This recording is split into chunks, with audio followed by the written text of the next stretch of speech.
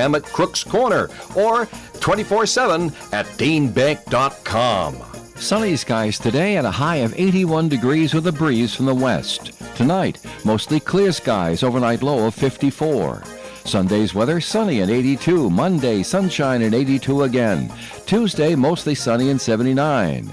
Wednesday, there's showers likely, 70% chance, mostly cloudy, and a high near 68 degrees. Thursday, back to the sunshine and a high of 58 for the day. And next Friday, sunshine and 63 degrees. Currently outside our Navigant Credit Union broadcast studio here on Park Avenue in Woonsocket, it's 47 degrees. ON Worldwide.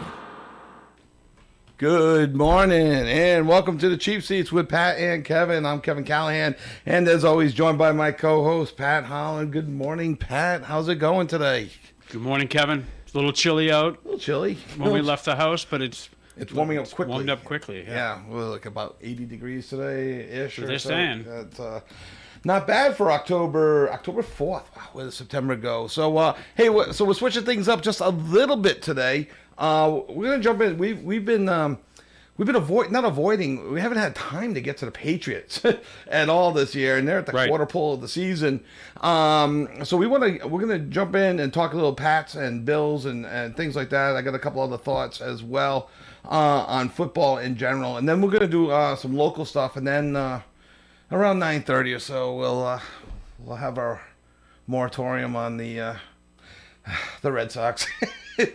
It was looking so promising on Tuesday into Wednesday and even parts of Wednesday, and then but we'll get into that more a little bit later on. As always, if you want to join us, 401-766-1240 is the number, and you can join us in the Cheap Seats if you have some thoughts on the Patriots so far through the quarter pole at 2-2. I'm going off the 16-game season to call it the quarter pole. It's not technically the quarter pole yet. It will be, I guess, after the first quarter of the game against Buffalo. Sure. So Sunday night. All right, Pat's Bills. Pat, you were at the game last week against Carolina, sitting with the pretty people up in the pretty seats and getting the good service. And, I was in the red seats. Yeah, so nice. Impressive win. You picked a good one to go to. That was. Yeah, they look good. First drive they struggled on both sides of the ball. Yes. Right? Carolina goes right down the field, but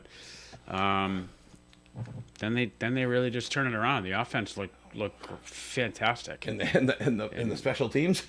Yeah, which was great. And it's funny, on that punt return, I had literally just said, how are you not taking a fair catch on that? As he starts to come around the left side, I'm like, oh boy. That's why you're in the cheap seats. That's why I'm in the cheap seats. not on the field. All right, so actually you just brought it up. They didn't look good on their first offensive drive or defensive drive, letting Carolina go up and down the field. The 2-2 in the 4 games, my understanding is on 3 of the first 4 drives, they have not produced points offensively. In 3 of the first 4 drives defensively, they've given up a score. That's a bit of a problem going up against Buffalo and their high-powered offense. It's any source of concern? Or is that just one of those little coincidences that are happening? Like, does that mean they're not prepared? What do you think coming out of that? It's I don't like it. Yeah, I mean, it seems like they just come out slow. Yeah, but listen, they can't come out slow Sunday night, right? Yeah, they still get some issues to work on, right? We know that. Yeah. Penalties, just the unforced penalties. You're right. Pre-snap. I think they're second or third most in the league in penalties. They were better last week. I did look at Campbell a lot more than I thought I was going to, and he's just so impressive. His arm, off the ball stuff that he does. His arms got longer. Yeah, it's just really impressive. And then you see the numbers that they back it up, where who's like the number 1 ranked left tackle in the NFL last week. And basically, if when I'm hearing, you listen to the experts or you read up on the experts. I mean, they play 16 quarters of ball, and it sounds like he's had like 1 or 2 bad quarters. I think he had a bad one against Pittsburgh, and I think opening night against the Raiders. he had like a bad series or two. Other than that, I mean, he has been playing for a rookie, playing the position he's playing. They're pretty much, other than you bringing him up, they're not even like really talking about him, which is the best thing that you could say about an offensive line is when they're not talking about you. Yeah. And there are some new metrics and analytics out there that show just how good Campbell is doing. So, yeah, he fell into their lap, and but it's looking like a good pick right now for the Patriots. Yeah, I mean, I'll take him. Yeah. And then Drake's look good. I mean, he's solid. He's starting to put it all together. He's making the right reads. Right. Starting to get a little bit of contribution from Diggs, which is good to see. Yeah, 100-yard game. Yeah, it seems like his numbers have gone up week over week over week just from a snap count. Right. On the field play. Well, and that was the thing with Diggs too. It's like when they signed him, they didn't expect him back until the halfway point of the season. Then, maybe by October things progress well. So then all of a sudden he's an active participant in camp, and then he's playing game one. And then now that there was a little bit of criticism on him as well. They're not getting them the ball or this. I'm like, wait, he's still getting back. He's still trying to get healthy. And then I think last week again, Carolina's not a very good team, but they still come away with a 100-yard game. I don't care who your opponent is. It shows that he might be back, and you develop that relationship with May. You got Hunter Henry's got a good relationship going with May, and now you got a three-headed monster potentially in your running back because you play in Buffalo this week. You got to keep Josh off the field. Yeah. And how do you do that? You control run the ball and you run the ball. And as long as Ramondre doesn't fumble, I mean, he looked pretty good this last game. But what I'm liking is you got Ramondre, you got Travion Henderson, and you got Gibson. Yep. All three of them, and I think they ran the ball. It wasn't exactly equal, but it was like 8, 7, and 6, like the numbers for their rushing. That you don't see that too often in the NFL. They got a three-headed monster going here with their running attack. And Buffalo is susceptible to the outside run off either left or right tackle, so maybe you see Henderson a little bit more. Yeah. Because he's kind of the outside guy as opposed to Ramondre and Gibson. Gibson, who's more of a... I like Gibson because he gets the ball and he's downhill quick. And Ramondre kind of runs up through the middle. Right. Can make a move, but maybe that'll change. I think Buffalo's supposed to get maybe their big linebacker back who's quick. I'm drawing a blank on his name I can't think now. of his name. Anyway. But I think he's still questionable for Sunday night. I did hear that. We'll see what happens. And Buffalo is 31st out of 32 against the run. So now you got three different people plus that Hooper on tight end and Henry, both good run blockers as well.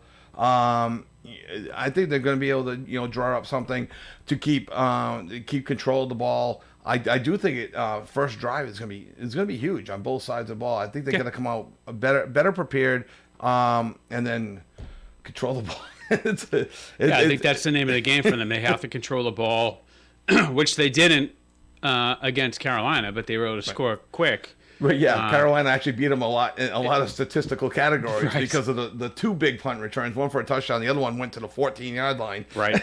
Got tripped up by the punter. Never lived that one down. Right. So no, all right. So Buffalo, all right. We don't talk gambling too much, but every once in a while, I've seen two spreads on this game, 7.5 and 8.5. I am actually, leaning. I do think Buffalo wins the game, but I think the Pats cover. That's right. I think it's gonna be close. I think it's going to be one of those moral safe answer victory is games. It's going to go one way or the other. Yeah. But I could see the Pats covering. Yeah. Maybe they don't win the game, but they keep it close. There was hopefully. When you go back, and I actually heard this mentioned once, and I thought of it as well. When you go back to when they won their very first Super Bowl, and I'm not saying this Patriot team is going to win a Super Bowl, but they played the Rams in the middle of the season, and they lost. And there was a quote from the Rams coach. I'm, again, drawing a blank on the names. It's at the time they said, "We hope we don't see them again." and that evened the Patriots' record at 5-5, I believe. And the Patriots didn't lose again up to and including beating the Rams in the Super Bowl because they became that really tough team. So even though the Pats lost, that was like their springboard. You could look at this game. Buffalo is favored. They're one of the 2-3 best teams in the league. They're favored to go to the Super Bowl, maybe win the Super Bowl. Might be it might finally be their year. Kansas City appears to be down, though they appeared last year too. It is a big game. I mean, theoretically, Buffalo could win the AFC East. Yeah, pretty much within like the next 2 or 3 weeks. Yeah, like the Patriots used to do. Yeah, so it's a big game. The Pats can make a statement here. Right, it would be huge for them. And the Pats do have playoff aspirations as well, and this would go a long way if they can somehow pull this game off. If they pull this game off, now you have the next 4 games against certainly winnable teams. Right, exactly. You got New Orleans, Tennessee, Atlanta, I think, is in there. And then Cleveland? Cleveland. Yeah. So those are 4 wins. Those should be 4 wins. They should be. Atlanta, I still think that should be a win. That should be a winnable game. Yeah. The other 3, no doubt. Right. If they come out with a loss, is something wrong. So you use this as a springboard, then hopefully, to your point, rattle off 3 in a row, and now you are looking at a 5-3 record, maybe even a 6-3 record. I know we're getting way ahead of ourselves, but that puts you firmly in the playoff hunt. With everybody else, with the wild card, by all accounts, you need about 9 or 10 wins. Can they get to the 9 or 10 win mark? I mean, that's so this game will go a long way if they go in and get blown out 40-0 or 40-7, whatever. I think that could be a step back, and they're gonna have to reassess and still use those games that you just mentioned, those winnables. But I think it just puts it in a whole different light of, okay, they're not as good as maybe we thought they were, because the Pittsburgh game should have been a winnable game. They should be 3-1 right now going into this game, which would have felt a heck of a lot better. Do you put any credence into Drake May playing on the big stage Sunday Night Football? Apparently he played once on a big game. They had a Saturday game last year late, and the country was, I guess, watching. But this is Sunday Night Football. This is the big rating game. His first time on the national stage where all eyes will be on him. You put any stock in that? Josh Allen's obviously used to that. Drake May, not as much, especially with the Patriots. Big difference from the 1:00 time slot to the 8:20 kickoff. Yeah, no. I mean, I don't put a lot into it. At this point, he's a professional. He should be prepared to play. You can't get 2 up. Yeah. For the games, so not 2 down for the games. Won't be too nervous. I would hope not. I would hope not. I hope not. I mean, Mac Jones didn't look too nervous Thursday night. No, he did not. Unfortunately. Why can't we get wide receivers like that? The great quote Pablo Bell. Yeah. Well, Well, I give Kendrick Bourne a lot of credit. He went back to a team that he was in that system prior. He has a good relationship with Mac Jones from when he was here. Yeah. I think he had a career year that year. I'm still not a huge Mac Jones I'm not guy. either. I know he's doing well in San Francisco. I got nothing against him, but I'd rather have Drake May than Mac Jones. For sure. Going forward. Really quick before we get to our first commercial break, Stanley Morgan is up for the Hall of Fame. We're not talking Patriots Hall of Fame. We're talking Canton Hall of Fame. And I always kind of compare him to Dwight Evans. And Dwight Evans, it seems to be a little bit of a push from the senior committee to get him into the Baseball Hall of Fame, and which I'm a big proponent of. So I did a little research on Stanley Morgan. There's 25 players that are wide receivers in the Hall of Fame right now. And if Stanley Morgan gets in right now, based on his numbers, of the Hall of Famers, he'd be 17th on the amongst the Hall of Famers with 10,700 career yards, 12th in games played with 196, 21st in catches, 557 catches, 20th in receiving yards per game. He averaged for his whole career 54.7 yards per game for his career, 18th with 72 receiving touchdowns. But here are the really big stats. 6 years he averaged over 20 yards per catch, leading the NFL in that category in 1979, 1980, and 1981. And the really big one, he's second in yards per reception for a career at 19.2, behind only Jerry Rice. And he played 13 years with the Pats, 1 year with the Colts. He's got the longevity. That I do like longevity, unless you're just so dominant for 5 years that you like Bobby Orr, didn't have longevity, and he only played about 10 years, but he was so dominant, revolutionized the whole position in hockey. He's in. Stanley Morgan's got the longevity. He's got the numbers. So I think I just sprung this on you already when we started. Your thoughts based on Stanley Morgan? Yeah, I mean, certainly the numbers back it up. At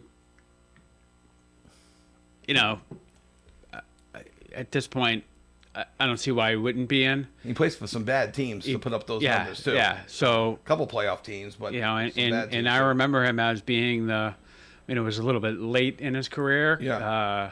But he was the wide receiver of the Patriots for many years, and then Irvin Fryer came along mid '80s. So, yeah. But yeah, I mean, he was the consummate professional and Patriot, and I think he only played one other team, right? Yeah, one year with the Colts. At the end. At the very end last year. Apparently, I had quick research. There were like 4 quarterbacks that year for the Colts, too. Yeah. So enough of this. Yeah, I mean, I think he's done enough to get in. Yeah. He should be in. Hopefully the senior committee sees it the same way. All right.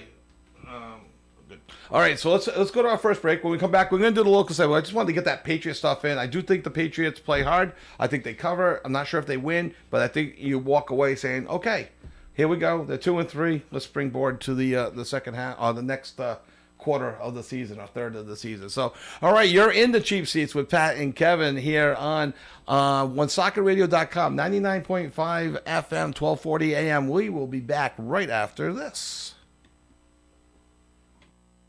The latest Buick and GMC models are available at Tasker Buick GMC in Woonsocket. Buick Encore, Envision, Enclave, and Invista are on the lot waiting for you to take one for a test drive. New GMC crossovers, SUVs, as well as trucks and vans are also available. Thinking of a pre-owned vehicle? Tasker Buick GMC has more than 900 in stock, many under $15,000. Visit online, TaskerBuickGMC.com, or stop into 55 Fortin Drive, Woonsocket. Tasker Buick GMC, you will be satisfied. And remember, there are no tariffs on the vehicles in stock at Tasker Buick GMC. Transforming your house into a home is what they do at Cumberland Kitchen and Bath Design Center. Kitchen trends for 2025 include big color, open shelving, mixed materials, hardware reimagined, keeping it green, and room to gather. Kevin and his crew at Cumberland Kitchen can show you the latest trends and possibly something you have not thought of. Visit CumberlandKitchen.com or stop into the showroom in the McDonald's Plaza on Menden Road, Cumberland, just off Route 295. Cumberland Kitchen and Bath Design Center. The world-class distributor of all things electrical is Electrical Wholesalers. They are a full-service electrical distributor with branches throughout Rhode Island, Massachusetts, and New Hampshire. Locally, they're at 113 Clinton Street next to KFC here in Woonsocket, with other locations in Cranston and Franklin, Massachusetts. Electrical Wholesalers provides the highest quality service to electrical contractors as well as residential, commercial, and industrial customers. Electrical Wholesalers is open Monday through Friday, 7 in the morning till 5 in the afternoon. Visit ew-ne.com. Electrical Wholesalers. Your car will look showroom fresh when you bring it to Executive Auto Wash. Whether it's a quick exterior wash or a full service detail, Executive Auto Wash makes your ride sparkle inside and out. With state-of-the-art equipment, fast service, and attention to every detail, you'll drive away shining in minutes. Be sure to ask them about how you can have monthly unlimited washes. Don't settle for ordinary. Treat your car like royalty at Executive Auto Wash, Winter Street, Woonsocket. Executive Auto Wash, where a clean car is always in style. Are you craving a slice of perfection? We're talking pizza here. Head to Ollie's Pizzeria, 204 South Main Street in Woonsocket. From melty mozzarella to bold homemade sauces, Ollie's Pizzeria serves up the freshest pizza pies in town. Dine in, carry out, or order online by visiting olliespizzeria.com. They've got your flavor fix covered. Sam and Tina invite you to Ollie's Pizzeria, 204 South Main Street, Woonsocket. Taste what everyone's talking about. You can refresh your home without breaking the bank with new furniture from Coletta's Furniture. From cozy sofas and stylish dining sets to mattresses and home office sets, Coletta's Furniture has what you're looking for. And right now, enjoy special financing and unbeatable prices on the brands you love. Stop by their showroom on Wood Avenue and see why Coletta's Furniture is Woonsocket's trusted name in home furnishings. See their inventory online at ColettasFurniture.com or on Facebook. OWN Radio.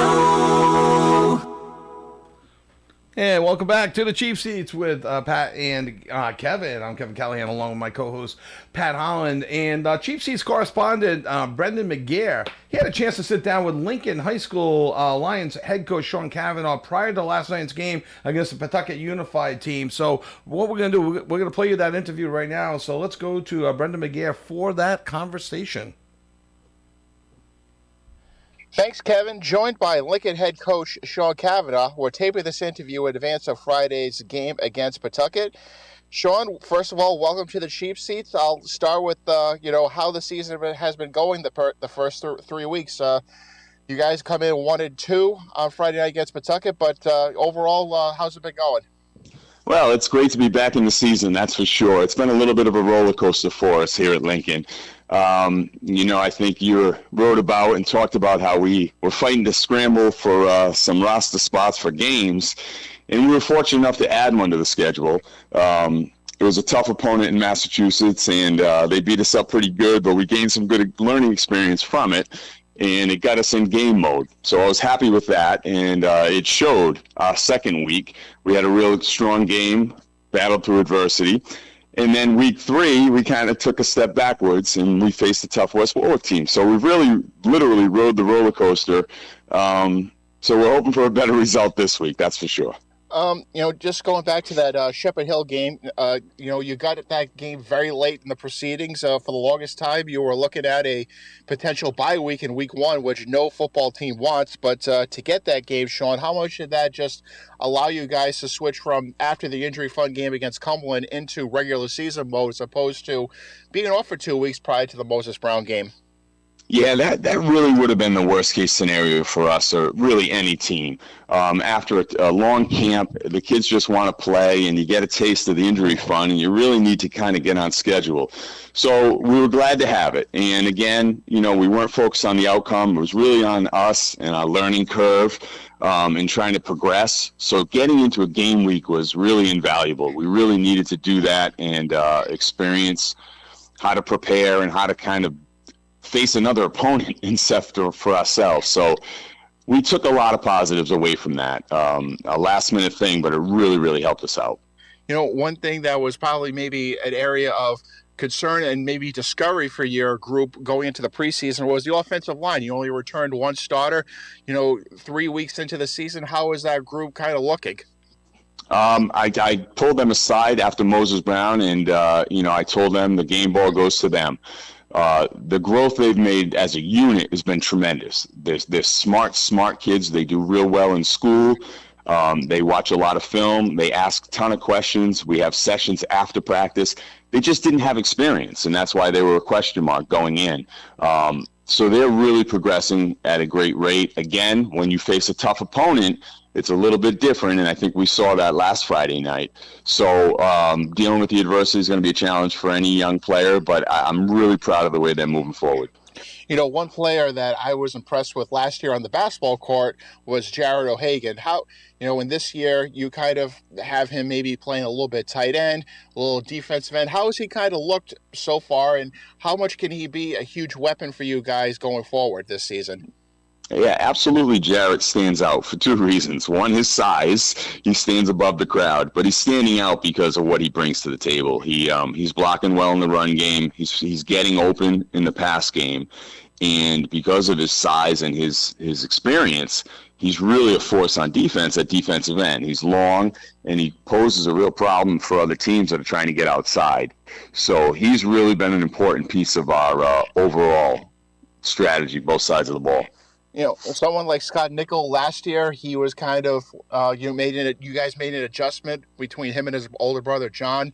You know, Scott was going to be the quarterback for the season. Just, you know, how much was it beneficial for him to have a full off season, knowing that he was going to go be QB1 entering the year? Yeah, it was great. He finally, you know, he knew it was his spot. He was competing, but there really was no secret he was going to be our general leading the show. He's a gamer. He benefited from passing league this summer. We were up in Burrillville with the guys and got a lot of experience with that. And his knowledge of the game is just increasing every day. So he's obviously a very, very important piece of our offense. You know, scanning your line, Sean, your roster, Sean, you have a lot of guys who play multiple sports. And, you know, how beneficial is it to have guys who, you know what it's like to prepare for multiple sports? Hey, I'm glad you brought that up. I can't mention how important that is. I think it's just for your preparation mentally, your body physically. You need to get a break from whatever you think you're specializing in. You need to do other things, and they're seeing how to be a good teammate because they've experienced different kids in different scenarios. They take coaching very well because they understand it. There's so many positives to it, and I really think it helps them enjoy the experience more. And they're skilled kids. I can go down every sport. We go swimming, wrestling, lacrosse, baseball, basketball, golf. We have everything, really. Tennis. We have a tennis player on our team this year. So it's I think it's great for the community too, because they can come out and see their buddies as a fan and say, hey, that guy's on my team. Let's root for him. So it's been great. And you have quite a number of former players at the collegiate level. You know, we mentioned John Nickel. He's a freshman playing for the St. Lawrence football team. But also, you know, a few guys who went the track route in college. You know, Mitch Murtha, Tyler Durang, Ravi Kapadia. Just, you know, how nice is it to kind of see those guys, you coach them in a football setting, go on and play at the collegiate ranks or compete at the collegiate ranks? No, those are some great names you just mentioned. We're happy for them, and I think it kind of echoes what I just said, where they understand sports and they understand dealing with adversity and they understand competing. So that's why they're having success. You know, and I think football adds to that. And if you ask them, they would say, you know, we loved our football experience. We brought some of those things with the kids to the other sport, and it's helping us out. So it's really great to see, and it's great when they come and stand on the fence on a Friday night and support us, because it really helps the other guys get a little, you know, confidence and support for sure. Speaking of Friday night, you guys are actually going to be home this Friday. You've had 3 straight weeks on the road. I can't imagine that's been easy, but how nice is it to have the next 3 games, starting with Friday against Pawtucket at Ferguson Field? It's great. It's fun to be on the road a little bit, but it does get a little tiring, and it helps in your preparation when you're on your home base. And we say we need to win in our backyard if we're going to do anything this season. So it's good to be home, literally for 3. But our opponents aren't easy, so it doesn't get you too far in the standings just by being at home, but it does give you a little bit of an advantage. So we're looking forward to a big house on Friday night. No, we should mention, too, that, obviously WON will be carrying Friday's game against Pawtucket and also be back the following Friday against Johnston. But want to close, Sean, ask your thoughts on the RPI process. And it's the second year that the Interscholastic League is utilizing this formula right now. And, we go back to that Shepherd Hill game. Like right now, you guys, as a Division II team, rank 5th in the RPI. And I have to think that Shepherd Hill game is kind of helping a little bit in terms of maybe helping your RPI standing. Yeah, it really is. I saw us move around. I saw us lose a game and then actually move up in the standings. So it's confusing, I think, to someone who's not involved with it. But to have that game give us so many positives that I mentioned, and then to actually have us move up in the standings because of it, it really, really was a blessing. And the more success they have, I guess, the better it is for us. We still don't fully digest everything with that system, but it looks like it's going to be something that works in our favor, we hope. But we got to still take care of what we can take care of. Yep, and that means Friday night against Pawtucket. Sean, appreciate the time. Good luck on Friday, and good luck the rest of the way. Absolutely. Thank you, Brendan. Thanks to Kevin and the whole show. We really appreciate taking time for high school football, and the kids enjoy it. All right. Back to you, Kevin. All right. Thank you, Brendan. And as mentioned, the Lincoln-Pawtucket game here on WOON last night, Lincoln dealing with some injuries last night, fell to Pawtucket Unified 28-6. Elsewhere around the Blackstone Valley, Cumberland lost to Cranston West. That was a big upset, 29-0. Thursday night, Barterville was at St. Ray's. They lost 42-13. Woonsocket last night went down to Westerly, lost 48-7. But on a bright note, North Smithfield hosted their first home game of the year, and they beat Tollgate 34-6, and they moved to 4-0 in Division 4. Over in college, the 2-3 Bryant Bulldogs lost another nail-biter last week, 26-24 to Towson. They continue their 3-game homestand with a 2 o'clock kickoff today against the University of Maine. Then they host Brown next Friday night at 7.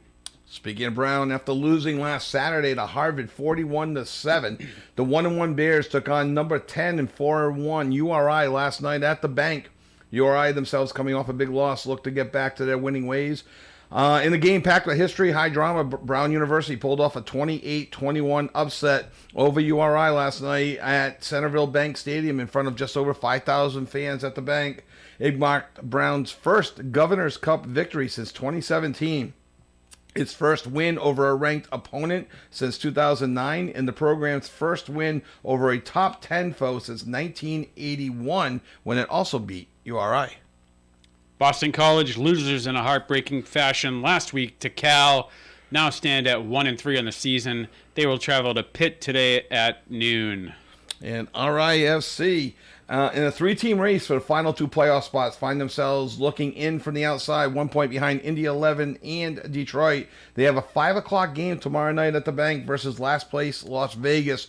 They need 3 points to stay in this race, and they got to beat them. RIFC's last home game will be next Saturday, the 11th at 7 versus Tampa Bay, before finishing their season on the road at North Carolina Saturday the 18th and Friday the 24th versus New Mexico. In college hockey news, yes, college hockey is back. Yay! Providence College opens their season at home against number 12 Michigan, Whaley receiving a first-place vote this year as well. I've never seen a number 12 team get a first-place vote. Yeah, well, next Friday and Saturday nights, that's at home. In the preseason polls, PC and Hockey East are well represented once again. BU sitting at number 2, BC at number 6, Maine at number 7, PC at number 9, UConn at number 10, and UMass at number 15. That's UMass Amherst. Yes. The season did not get underway last night for some teams. UConn... Well, actually, it did. It did. Sorry, it did, because I watched this game. UConn lost to Colorado State 4-2 late in the Kazero West, and then number 13 Quinnipiac upset BC at BC 4-3. ULowell over Merrimack 4-0. And I did see Penn State beat Arizona State, and the big kid McKenna scored. He had 2 assists in his first collegiate game. Nice. PC did have a game, but it was a scrimmage.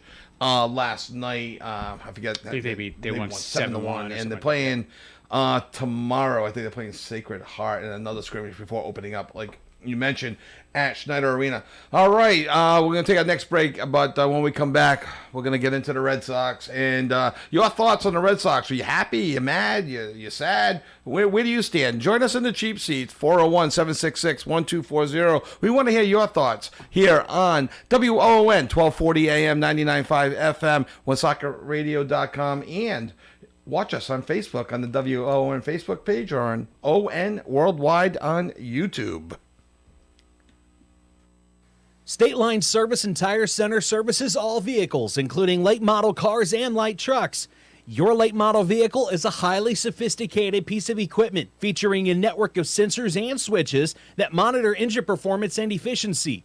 When a problem arises, it's important for your technician to know if your check engine light warning is a real problem or just a sensor computer issue. So be safe and be sure. Don, Kevin, and Sean believe in communicating and explaining. State Line Service and Tire Center, 1209 Social Street, Woonsocket, at the State Line. The perfect place to relax, unwind, and enjoy a great meal is Kay's Restaurant, a local favorite since 1968. From Kay's famous steak sandwiches to mouth-watering seafood, hearty burgers, and fresh daily specials, there's something for everyone. Enjoy the friendly service, cozy atmosphere, and a tradition of excellence that keeps guests coming back. So whether it's lunch, dinner, or drinks with friends, make it Kay's Restaurant, 1013 Cass Avenue in Woonsocket. Kay's Restaurant, where friends meet and memories are made. At North Smithfield Urgent Care and Lincoln Urgent Care, you'll always be seen by a board-certified physician who'll diagnose your minor illness or injury. Their services include treatment for flu, fractures, rashes, ITU infections, and work-related injuries, plus physicals, vaccinations, and drug screening. North Smithfield Urgent Care, Great Road, North Smithfield, and Lincoln Urgent Care, Wake Robin Road, Lincoln. X-ray and lab on premises. Woonsocket Door Sales can handle all types of projects, from the simpler residential installations to the more complex commercial projects. They install, service, and repair. Garage doors are also an important facet of home and business security, since garages contain some of your valuable items like vehicles, tools, and small equipment. Visit their website at woonsocketdoorsales.com and see a gallery of designs and styles, as well as testimonials from their satisfied customers from many surrounding towns. Woonsocket Door Sales, 1 Biltmore Avenue, Cumberland, 767-3448. Their reputation for sales and service is ironclad, just like their doors. Woonsocket Door Sales, 767-3448. Are you looking to beautify your property this autumn? Look to A.J. Moran for stonework patios, steps, walkways, plus retaining walls. Are you looking to beautify your home this autumn? A.J. Moran can put veneer stone right on your house to have beautiful looking stone. And if that's not what you want, A.J. Moran can rebuild indoor fireplaces with veneer stone. It's real natural stone. Check out what they can do online, ajmoraninc.com. A.J. Moran. When disaster strikes, trust the experts at ServiceMaster by Gilmore.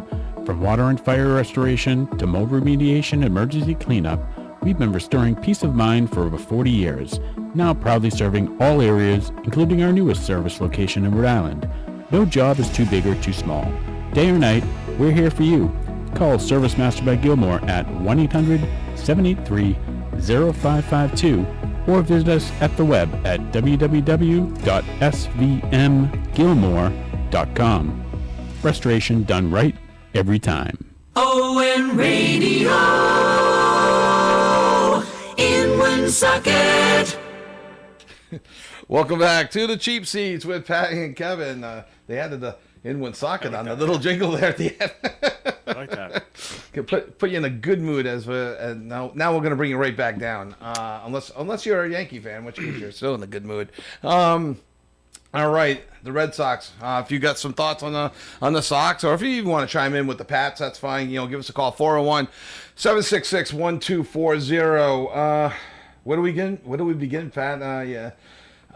You're looking big picture, and you're happy with the progress, or are you still bummed? You have to be. You have to be happy with the overall, right? Listen, when you get to the playoffs and you have a team put away, you got to put them away. You win game one, which you expected to win with Crochet on the mound. Where I think Cora outmanaged Boone. Keeping Crochet in for the extra inning. Which doesn't take much. No, exactly. And then game two, it's a winnable game. In the things that hurt them all season came back to hurt them again. How do you not score that run on the? I mean, I used a football reference the other night, and got a laugh out of some people. I said they lost in all three phases of the game. You always hear in football, offense, defense, and special teams. Well, that's exactly how the Red Sox lost game two. They lost on offense, not getting the bunt down, not scoring when Chisholm dives up the middle to knock the ball down with 2 outs, 3-2 count, and he's running. You got to send him and at least bring him down the line. and he makes a bad throw to first, he would have scored standing. Plays right in front of you. And exactly. And then there's the special teams, and then defense. Duran, literally, one, didn't have to dive. Two, closed his glove even if he had to. Oh, yeah, but he still closed his glove too soon, and the ball hit the glove and fell out. And how they give him a hit.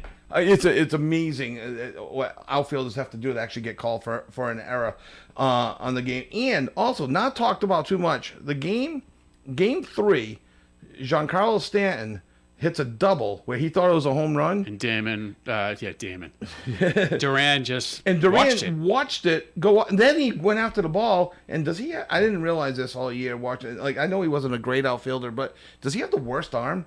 Ever? He has a below average throwing arm. Yes. But again, even if he hustles, he would have had Stanton in second. He would have had Stanton in second because Stanton wasn't hustling out of the box. He's celebrating to his teammates. And his bat was horrendous. Oh, you brought up the stats. I pulled them up. I was ready for this. The hitting stats were absolutely atrocious for a team. Do you have some thoughts on the Red Sox? Give us a call. Join us here in the cheap seats, 401-766-1240. Just absolutely. I mean, other than Yoshida, who I did apologize to last week, right?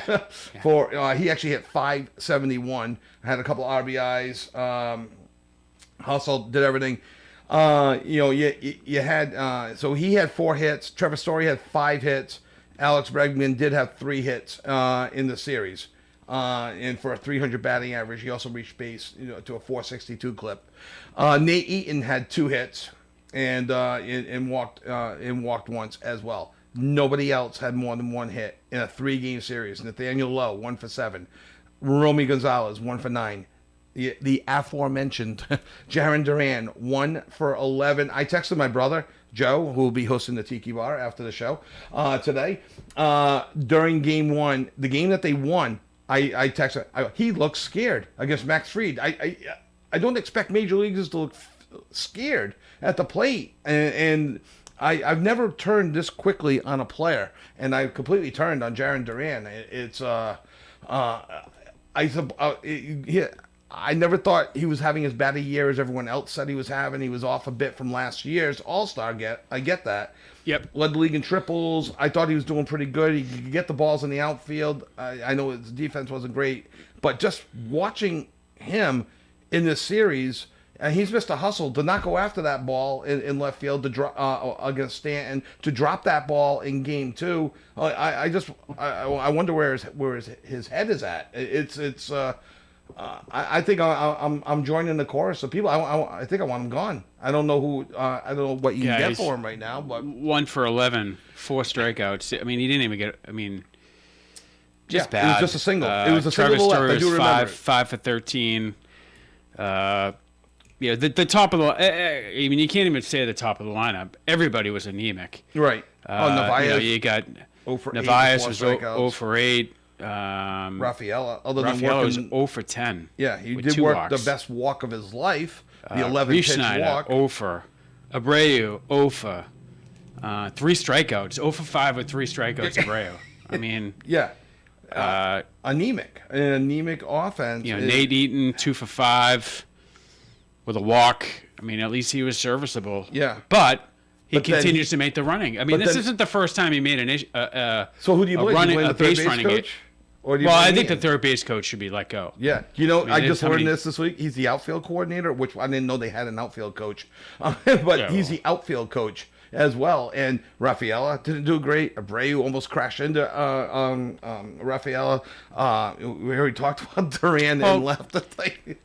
Game 3, that ball that dropped in between them. I mean, they were playing deep. I mean, it was. Cora did say that Abreu broke back, and then Nate came in. But that's Rafaela's ball all day. I agree. For sure. Yeah. I mean, I have an issue with Abreu. He looked like he was like a runaway freight train in the outfield the whole series. I mean, even the ball where he cut off. I'm like, what are we doing? Yeah. And then they don't have him out there in defensive role. I mean, especially after Eaton took the bat that Narvaez threw. Right, yeah. And it was hurt, and then they put him out there, and then he has to make it. No, he did make a great throw. Yeah. But does Abreu get to that ball a little cleaner? Make him maybe a slightly stronger throw because he is a Gold Glove right fielder. But I mean, again, you can second guess all that stuff all day, all long. First of all, you can't get to 3-2 on the batter there. No, you can't give in what's his name, who I can't stand for the Yankees. The guy who came around and scored. I'm doing terrible with names. Yeah, on the spot. I'm doing terrible. I don't even want to know his name. But he's such a cocky player. It's like, he does the interview after game 1 where he's not in the game. Chisholm with his back facing his locker the whole time. Going like through he his, could care less. How many shirts do you need at Yankee Stadium to change into? And then he gets up there and he's, it's not like he did much in the series. I think he had one really good hit, but other than that, it was a dunk and a defensively. He knocked that ball down, kept it in the infield. But he also threw the ball away. He threw it away, but and then the Red Sox not. It definitely the Red Sox should have scored there regardless. But right. He did keep them from scoring. Yeah. So per se. But anyway, very frustrating. All right, so I got a couple more thoughts. I want to get your thought on Bayo as a pitcher, and then I want to kind of try the old put things in perspective to make us feel better. Thought, but if you have some thoughts, are you upset? Are you sad? Are you still in mourning? Give us a call. Let us know your thoughts in the Chief Seats with Pat and Kevin here on WOON 99.5 FM, 1240 AM, and OneSocketRadio.com. The latest Buick and GMC models are available at Tasker Buick GMC in Woonsocket.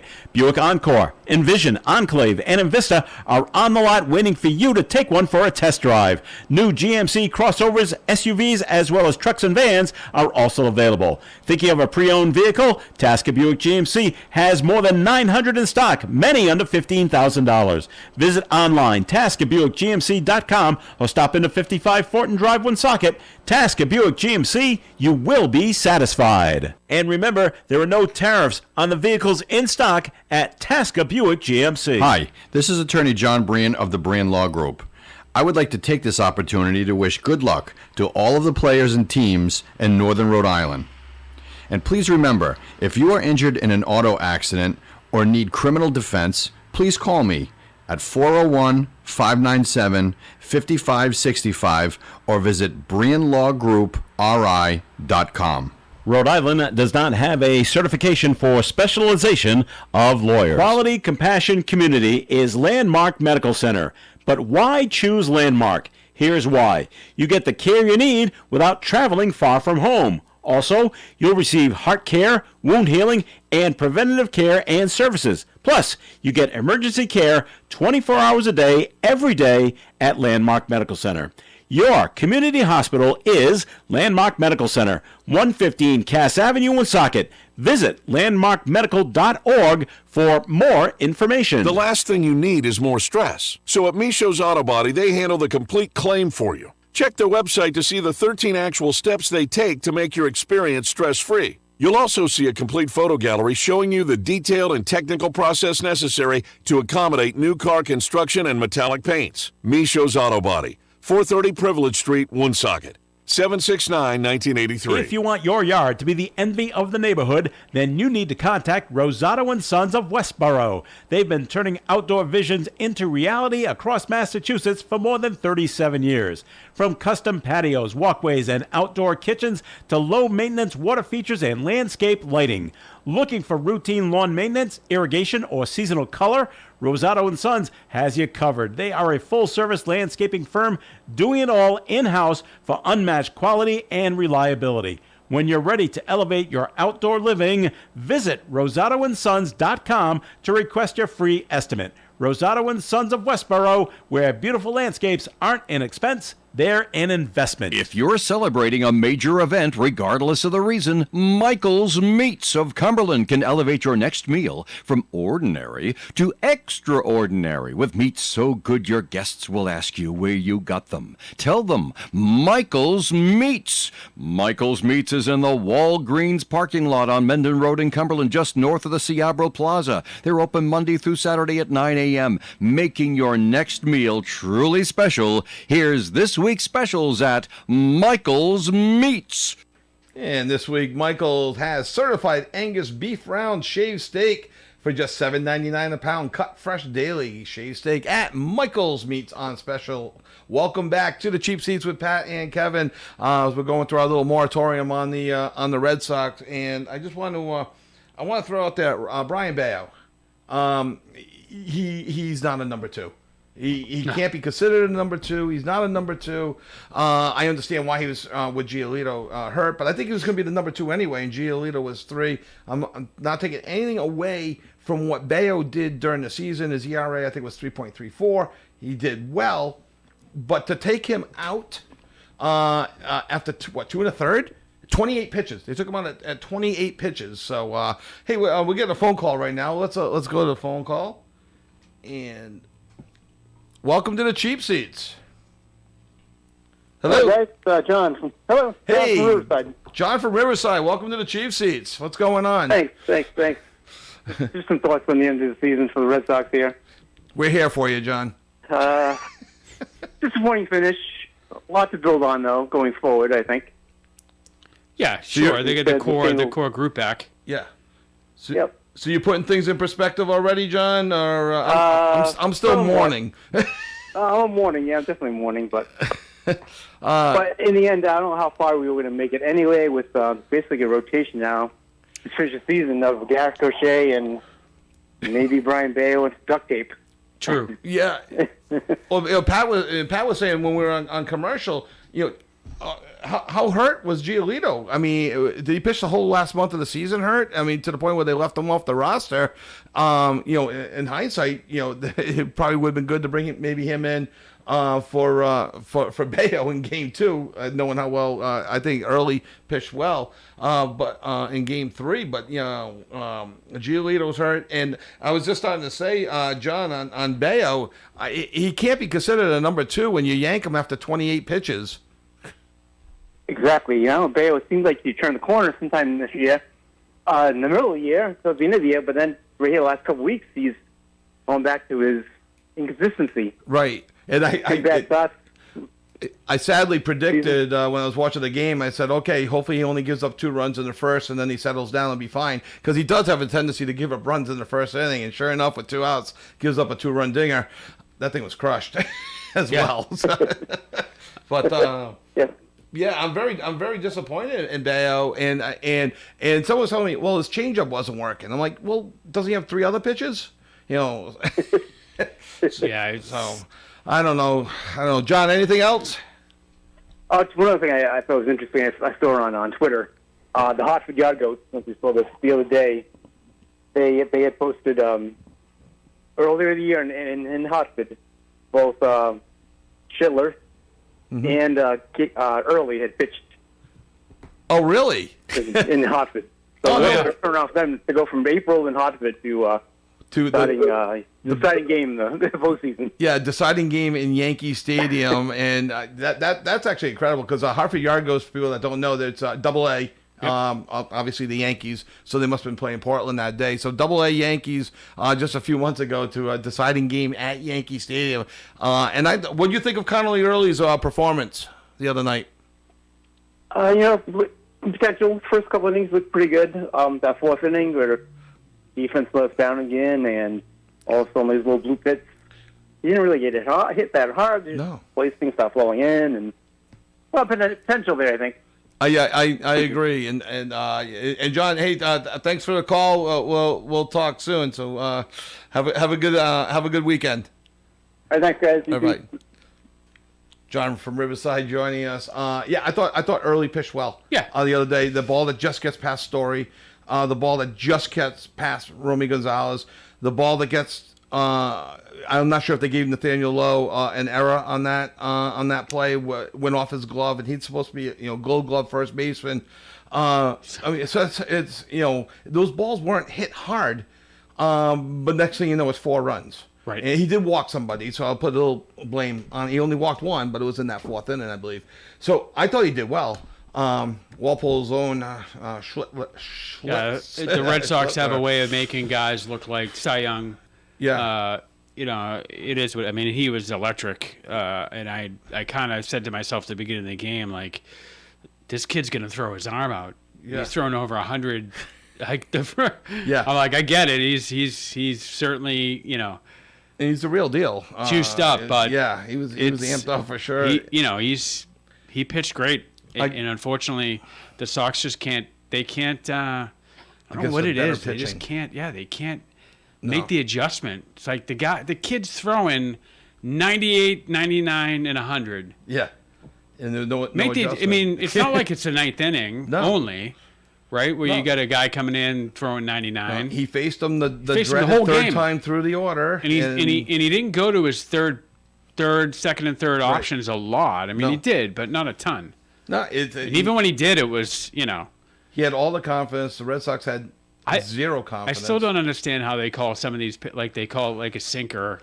He's throwing like a 99-mile-an-hour sinker that doesn't sink at all. It's like it rises. It's like, how do you even call that a sinker? I don't know. I don't know. I'm not sure how they do. But yeah, I mean, hats off to those guys. They